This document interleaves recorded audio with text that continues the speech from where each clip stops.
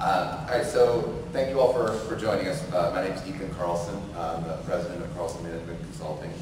We're going to be talking today about rethinking corporate performance management. So this session, really the focus is going to be, really we're not going to talk much about adaptive, in the specifics, like how to build a cube sheet or how to do, run an efficient model. We're going to talk about more higher level, thought leadership stuff as it relates to finance. Hopefully, you can draw some nice parallels between what you've been learning here in your other sessions and how you can maybe elevate your role as a financial leader within your organization to deliver additional value. So a little bit about what we're going to, ourselves and what we're going to talk about. So really, we're a partner of Adaptives. We focus on doing implementations as well as customization. We've been, myself was originally a customer, former CFO, so I think we're uniquely positioned to know a lot of your challenges for day to day. So what I wanted to talk about today is really the role of the evolved finance leader, we're calling it. I think that we speak at a lot of CFO events, and we talk to a lot of you all, and it seems that the role that we're all being asked to fill in finance has really changed over time. And so we're going to talk about what that looks like, and really what performance management looks like, and how you can increase what you're doing for your organization. We've then sort of boiled it down to 6 steps, and sort of 6 key things in corporate performance management that can really help you elevate what you're doing within your organization. We have a couple of success stories from some customers, really kind of illustrating some of the points as well. So hopefully, and if there's any questions, I'm happy to make this very interactive. So don't be shy. So again, a little bit just more about us.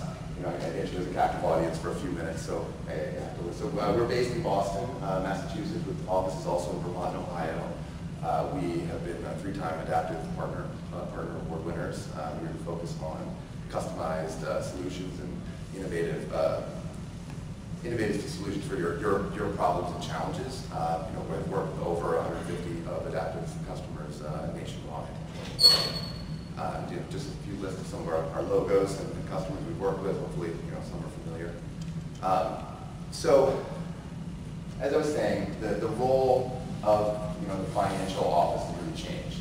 And I think back to 10 years ago, I was in a divisional CFO role for GE Healthcare, and the role that I was asked to play was very focused. It was, were the books correct? Was the accounting sound? Did we pass our audit? And things of that nature. I was not focused on what is the overall health of the company? What's the direction? What's our strategy? Really we were focused on, we interacted with the C-suite pretty much exclusively. We weren't, out in the field that much.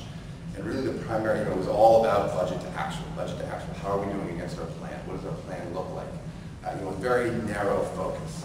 And I think that, and I don't know if you all would agree, but I think that this is very much an old view of what the role of the CFO, what the role of FP&A is really being asked to do, today.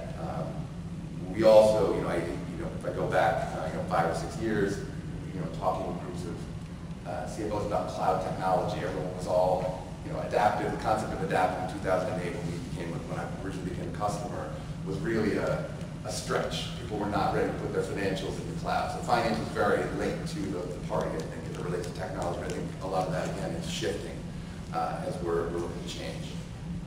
So we take this position that there is, as a finance leader, there's sort of the evolved finance leader, what you should be looking to do within your organization. And I think the first and most important is, a forward-looking, finance leader is looking for engagement.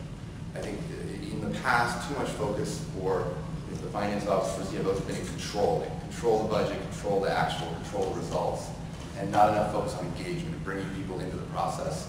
And I think that if you are doing a better, if you look to reach out to the other members of your business and drive that interaction, you can really elevate what your team can deliver to your business. We've also found that there used to be that tight control on financials. Don't share results. We wouldn't want, someone to think the company's doing poorly. What might our competition think if that slide from a company meeting got into the wrong hand? But we actually feel that the organizations that are more transparent with their financial results, with their operational results. I mean, obviously you have to keep as a public company or various things, there are rules and regulations you have to follow, and there's only so much you can do. But we feel that finance leaders that are the most successful, finance teams that are adding the most value to their teams, are driving transparency. They're making reports visible. They're making metrics visible, and they're doing it in a way that lets the broader group, not just finance, not even maybe just managers, but 2, 3 levels down into the organization, see results and know how they can impact those results. Also, I think as a evolved finance leader, you have to recognize that the speed of business has changed, and I think everybody here is, I believe most of it, I assume everyone's an adaptive customer, recognizes that to some level and need for a solution and things like that. But the idea of only doing a budget once a year, only doing variance analysis periodically, is not really sufficient anymore. Decisions and big deals are being won and lost, and impressions are made with customers or prospects, and bad thing, you see it happen on Twitter where an event for a celebrity can ruin their career in minutes. The same holds true in business, where the speed of decisions is really increased, and we have to, as a group, be ready to deliver that to the organization. The idea that financial data is something you can use for a competitive advantage. It's not just reporting results, it's not just measuring yourself and how you're doing, but it's also how can you use your information as an advantage to you immediately. So if you are producing analysis and profitability, and you're able to segment your customers and recognize ways that you can use your information for profitability or whatever it is to package up your offerings differently, you can use your information for huge competitive advantage. We feel very strongly that in finance we have to be careful to not just think about finance. We have to learn to speak the language of the business. I think I won't put anyone on the spot and ask you to go around and tell me about your business, what your key challenges are, what's your strategy, what are the challenges in your R&D department, all this. But you really should be thinking about all that as you're asking them, or members of your broader organization, to care about budgets, care about financials.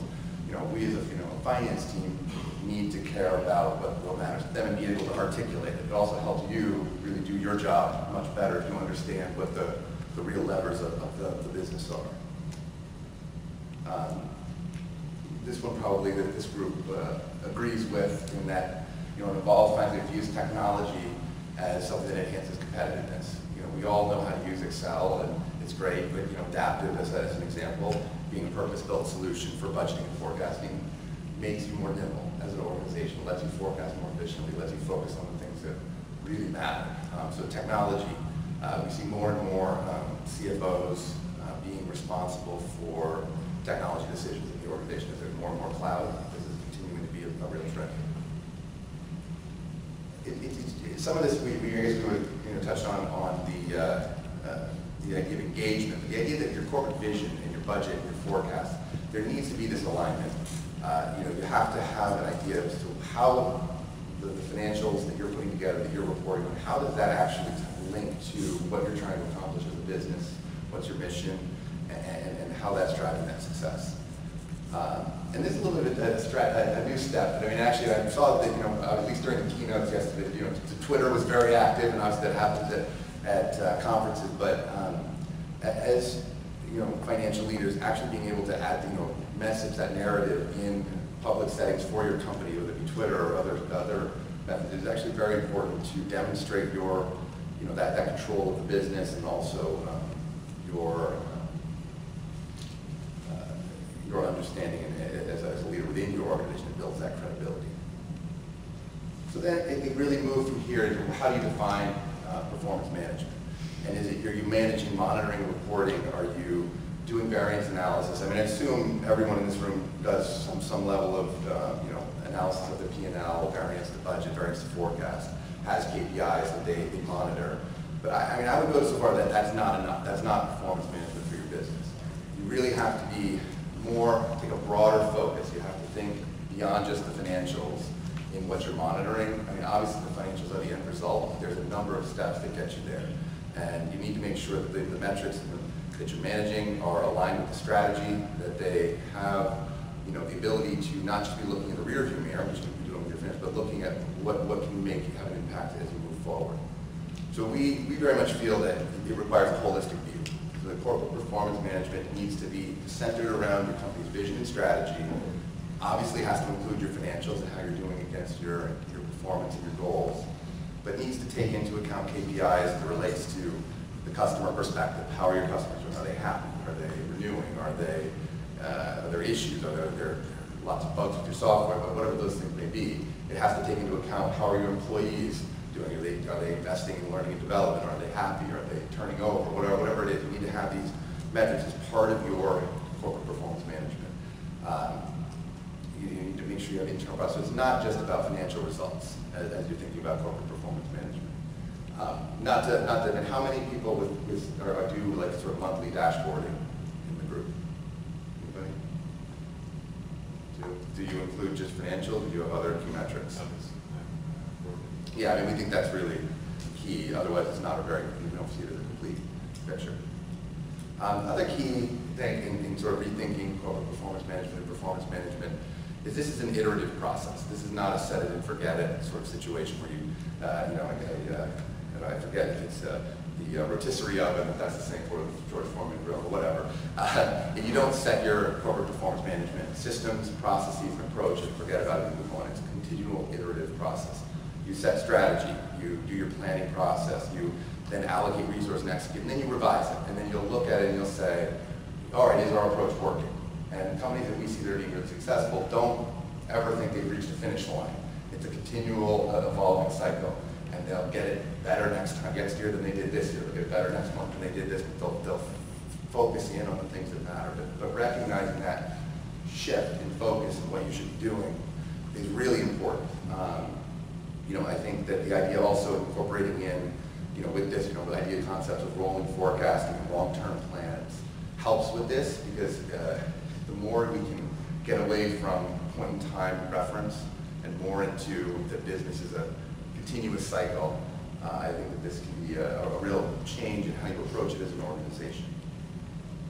Just, one customer of ours that's also an adaptive customer, just to kind of highlight the concept of iterative process, just to kind of maybe ground this back into reality.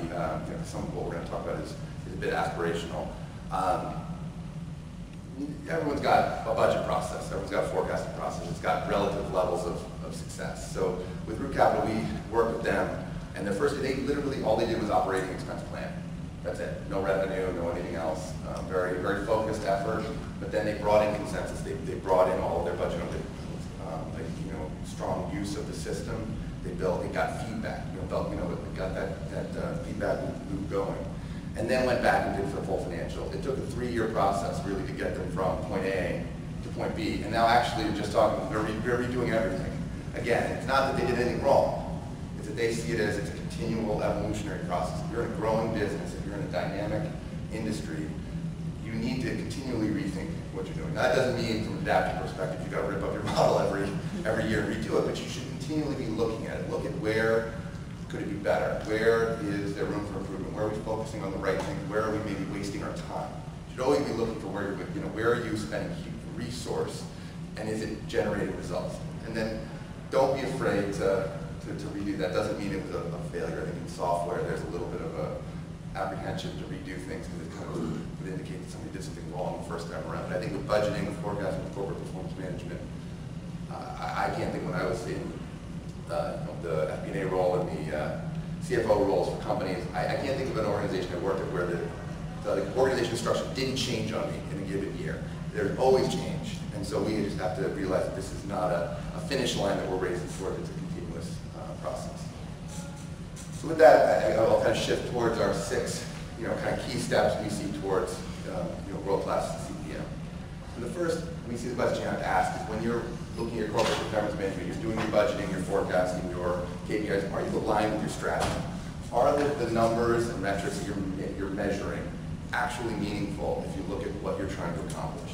This sounds extremely simple, but is the first step that not everyone, but many don't get right. And if you don't get this right, the rest of it is sort of a financial exercise and relatively meaningless.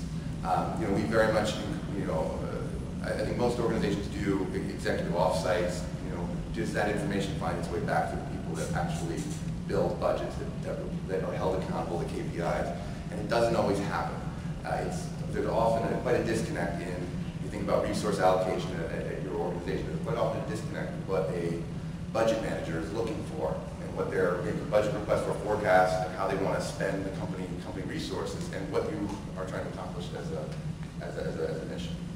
So I think aligning that is critical, and as it relates to corporate performance management, really is kind of the foundation that makes sure that you have a process and a system that can really be world-class and really be meaningful beyond just a financial exercise that you make the whole organization participate in.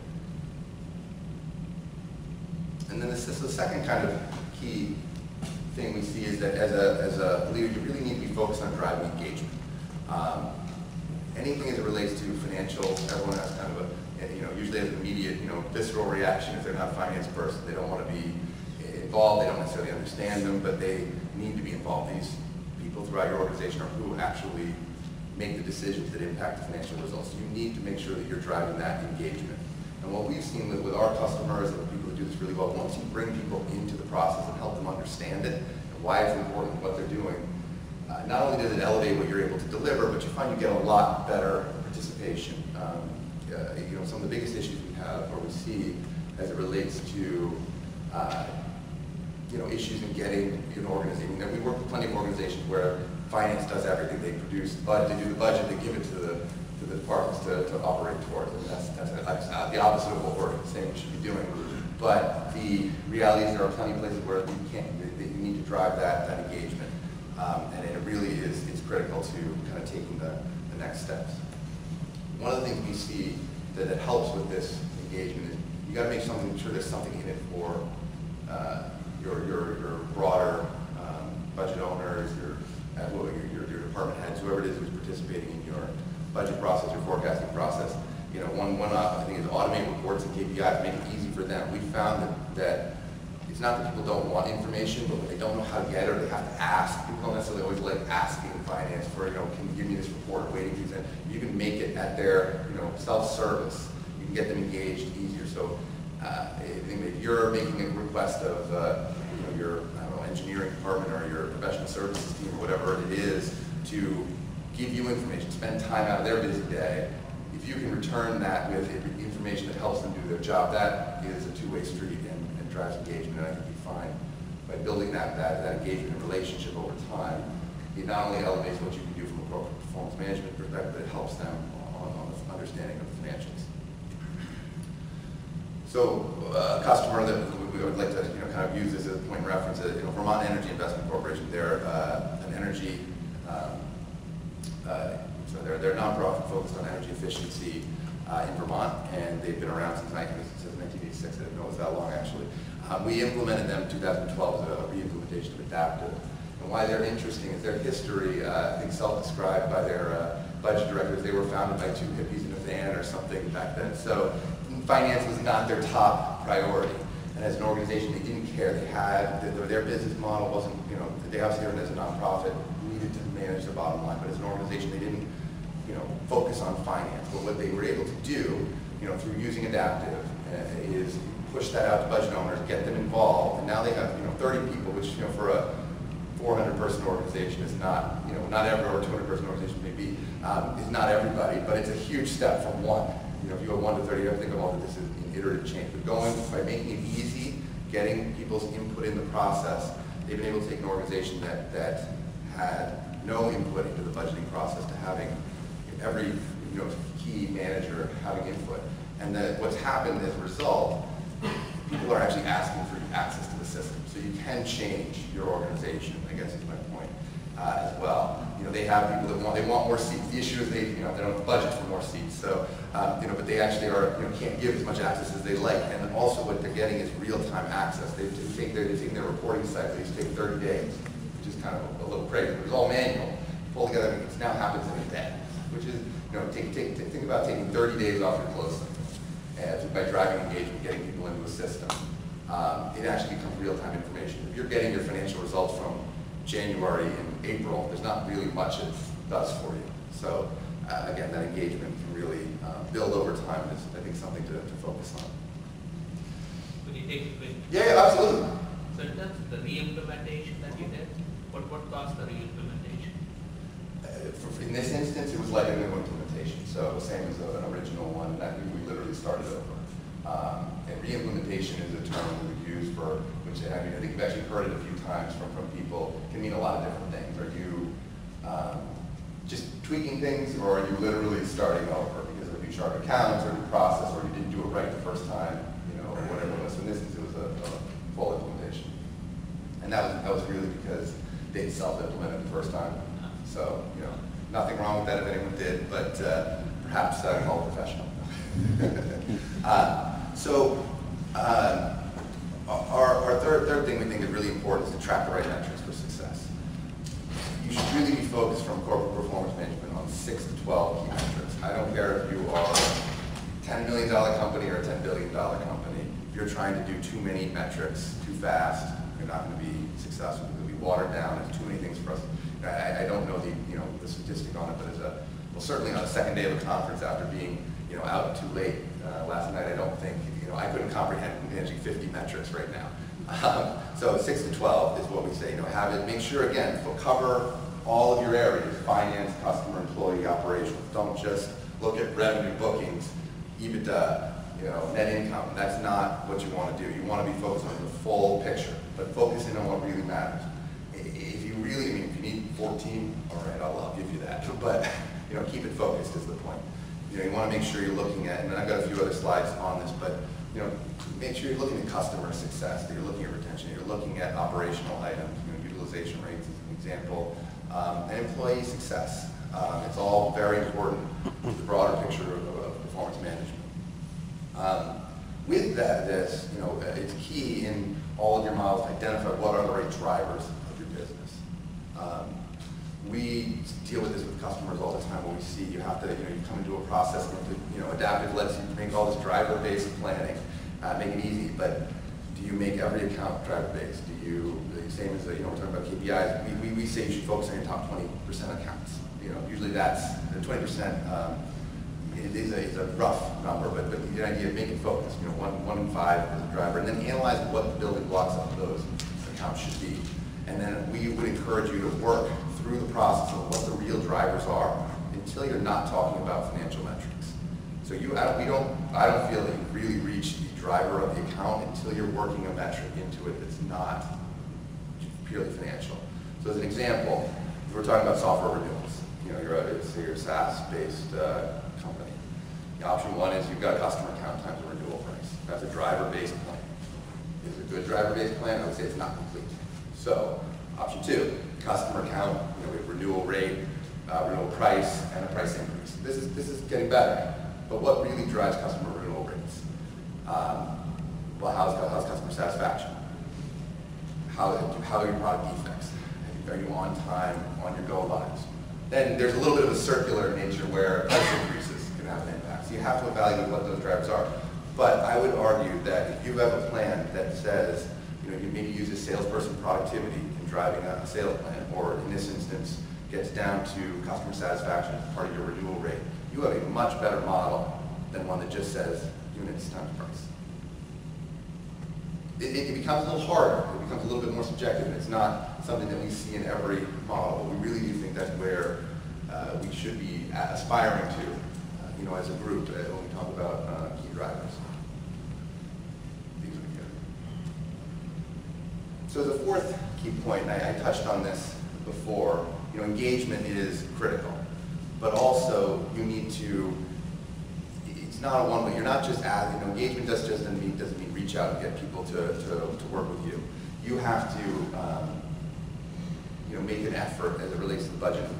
We say speak the language of your budget owners, understand what's important to them, hold information sessions, learn their jargon, and also avoid financial jargon.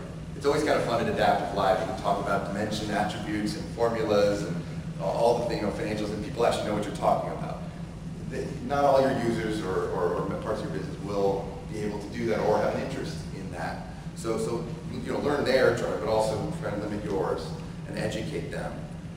As we talked about before, being clear and concise with your KPIs is pretty critical to this. And I think we didn't touch on visualization a bit. But we also think it's really important in finance to learn to be a storyteller. And how, we talked about it as it relates to your business, but what does all of it mean? Why do you care? Why is it, that whatever it is we're focused on with the budget or with these KPIs, why does it matter? And if you're able to articulate why the items that you're focusing on in this meeting, or that you're asking for their input on, what is the impact of the company? What is the impact to them? What's the story that surrounds it is really very important to be really compelling. I think we, as a group in finance, can get a little analytical and miss the fact that how you share a story, how you share a situation, who your audience is, and how you present yourself is really important. But you're all here, so you probably leveraged the cloud technology, so preaching to the choir, I suppose. But hugely important, and if we see it, if you're not leveraging the cloud in finance, you're behind the times at this point. And we really can deliver what your business needs. The idea that it's adaptable, that it can eliminate duplications of effort, scale, all the things that adapters have been talking about for the last 2 days. You know all of this. So why would we talk about it here? The idea is to go back to your organization, continue to push adoption. Again, if you've got 5 users today, maybe you should be thinking that you should have 10. I don't say that because I want more adaptive sales, but I'm sure they wouldn't mind. But looking to expand that using. Maybe it's not just adaptive. Maybe it's, do you bring Salesforce data into your adaptive? Do you use Workday? Whatever it is, there's so many tools at our disposal that can elevate what you do in the cloud that we really see it as a huge competitive advantage. The sixth and final one, and we don't see this as much, but I think it's really important, is the idea of how you link your corporate performance management to your individual performance management, and how everyone is measured, how you yourselves, how you view your role and how you're doing, and how does the organization view the individual. And we think that if you can create that linkage, same as we indicated, I talked about with strategy and linking your strategy to your budgets and your forecasts and your KPIs, you can then take that a step further and say, okay, how does all of this link to the individual? How do they, and do they know what the key metrics are? The idea that, I've been in numerous instances where you do talk with someone at an organization, they don't really know what the key objectives of their organization are. And I was at a client last month, I thought it was really cool. They actually had theirs physically posted around their office, and that was kind of neat. It's always front and center. What are we trying to accomplish? And then it would be objective, and what can you do, more or less, and how do you impact this? And drawing that connection, I think, is really key for people. I think you want to, again, make sure it's clear, there's regular communication, and then you're measuring metrics. I mean, think about from a performance management play. We measure, this is an example I pulled from how do I look at our organization. I really look at how my team is doing on really 4 key metrics. What's the quantity of their work? Utilization is the key metric there, and everyone knows where they stand as it relates to that. And that's kind of the other key things. Everyone needs to know where they stand. Quality of the work, customer satisfaction. So we look at issues of how we shoot for 100%, but we're reasonable. But timeliness of work being the third, on time, and cost effective. We have to look at margins at the end of the day. Fifth point here, management by objectives. If you have key initiatives that you are measuring, make sure that those are communicated and regularly tracked. But the idea really is that you should be able to say, as any person in the organization, what is my role? How am I being measured to be successful? And how does that impact the overall organization? Yes? In your experience, have you seen organizations implement tracking of customer satisfaction and employee satisfaction? Well, so with customer satisfaction, there's a number of ways you can do it by through surveys, getting feedback and percentage. You can look at renewal rates and byproducts of it. There's an NPS, Net Promoter Score, is one that one of our customers uses, where you get I'm going to get it wrong on the spot here, but I think you get a point for a positive response. You get if you get a negative, it's a -1. Sorry, it's -5 or something. If you get an in, it's -1, and you shoot to be like 50% or so. It's a score. So there are metrics, and I can certainly follow up if you're interested in that more. But there are metrics to measure from surveys how customers are. I mean, a lot of customers would you recommend us to someone else as a key metric, and that's a yes or a no, or a how likely are you. There's a lot of survey methods that you can do to get that information. I would suggest, as it relates to customer satisfaction, talking to your customers via some method and working that into some metrics is key. So with linking corporate performance to individual performance and how you're kind of managing your overall picture, I think it's important to recognize that it's not necessarily the same at every organization or for every set of employees. And not to say that there's completely generational differences, but there are. I was on a panel, or I moderated a panel last month where we were talking about performance management, and one of the panelists brought up his daughter as an example, which is a millennial is the term now, and how she had 3 job offers the previous year, and took the one that paid the least because they had the best social mission, and that was what was important. So understanding what's important to your employees and how you're tracking them is really important, and you're seeing a little bit of a shift in this. Obviously people still do care about compensation. I think that was an anomaly as a case, but there is some of this where the social mission of your organization matters. We see more organizations managing incorporating corporate responsibility metrics, like a triple bottom line or something else, into their broader picture or aspiring towards it because they know that the customers and their employees do care about what the broader picture is. We also, think that it's very important to focus on employee development time and tracking things of that nature, because if your employees aren't investing in themselves and you're not investing in them, you'll end up with turnover issues as well. So it's not all just productivity, like I showed in the previous slide. You also have to be aware of some of the metrics that can drive the overall happiness of your workforce, because that is part of the whole performance management as far as we're concerned. So to kind of summarize, what we see as the kind of key things to think about is, start with business strategy. Get the business strategy right. Make sure everything else you're doing is aligned with that.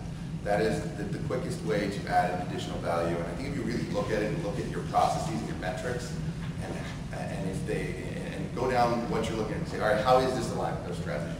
And then go back and maybe look at your budget that you did last year or your last forecast and look at what you're actually spending on. Is it really aligned? I think you'll probably surprise yourself and find that there are areas where you're not. And again, that's not necessarily a bad thing, but now that's an opportunity for iterative improvement. Seek engagement. Go back and whoever it is that's not participating in your process, now find a way to get them into your process. I'm sure they have valuable input if they're a leader in your organization, and it's the best way to improve the value that the whole organization gets from your corporate performance management system. We talk about focus on what matters. I talk to so many people, clients, other companies, that they spend so much time on tasks, and you ask them, why do you do it?